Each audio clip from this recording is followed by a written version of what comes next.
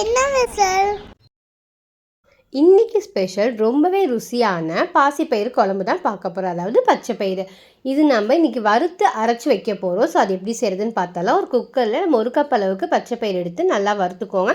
அது colour change ஆகிட்டு நல்ல ஸ்மெல் வர ஆரம்பிக்கும். அந்த ஸ்டேஜில் ஆஃப் பண்ணிவிட்டு தனியாக பிளேட்டில் எடுத்து வச்சுருங்க.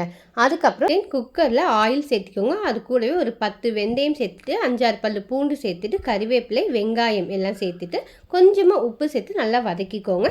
அந்த கலர் சேஞ்ச் ஆனதுக்கு அப்புறமா நம்ம வறுத்து வச்சுருக்கோம் பார்த்தீங்களா பச்சை பயிறு, அதையும் சேர்த்துட்டு அந்த ஆயிலே நல்லா வறுத்து விடுங்க. அந்த ஸ்மெல் ரொம்பவே நல்லா இருக்க ஆரம்பிக்கும். ஒரு 2 நிமிஷத்துக்கு அப்புறமா 2 தக்காளியும் சேர்த்துட்டு நல்லா அந்த தக்காளி வேகிற அளவுக்கு விட்டுருங்க.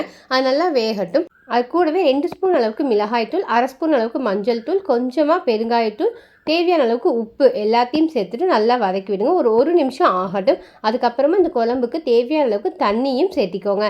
தண்ணியும் சேர்த்து நல்லா மிக்ஸ் பண்ணதுக்கப்புறமா நல்லா கொதி வரட்டும். கொதி வந்ததுக்கப்புறமா அந்த குக்கரை க்ளோஸ் பண்ணி வைங்க. ஒரு 2லேருந்து 3 விசில் கொடுங்க. இது ரொம்ப நம்ம மசிச்சு சாப்பிட போகிறது கிடையாது. அது நம்ம சுண்டல் மாதிரி எடுத்து வச்சு தான் சாப்பிட போகிறோம். அதுக்கு நீங்கள் ஒரு 2லேருந்து 3 விசில் வச்சு எடுத்துக்கோங்க. ஸோ இந்த ஸ்டேஜில் பார்த்தீங்கன்னா இந்த பயிர் கொஞ்சம் ஹார்டாக இப்படி ப்ரெஸ் பண்ணிங்கன்னா வெந்திருக்கும். ஸோ திரும்பவும் நம்ம வேக வைக்க தான் போகிறோம். ஸோ இதில் கொஞ்சமாக புளி தண்ணியை சேர்த்திக்கிட்டு ஒரு 1/4 கப் அளவுக்கு தேங்காய் பேஸ்ட்டையும் சேர்த்திக்கோங்க. சேர்த்து தண்ணி கொஞ்சம் தேவையான அளவுக்கும் சேர்த்து நல்லா கலந்து விட்டுட்டு கொதிக்க விடுங்க.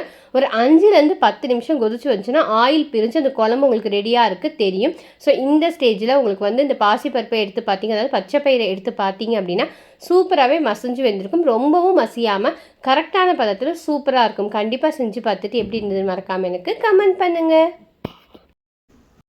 பண்ணுங்க, சப்ஸ்கிரைப் பண்ணுங்க. தேங்க்யூ. அச்சாத்தி.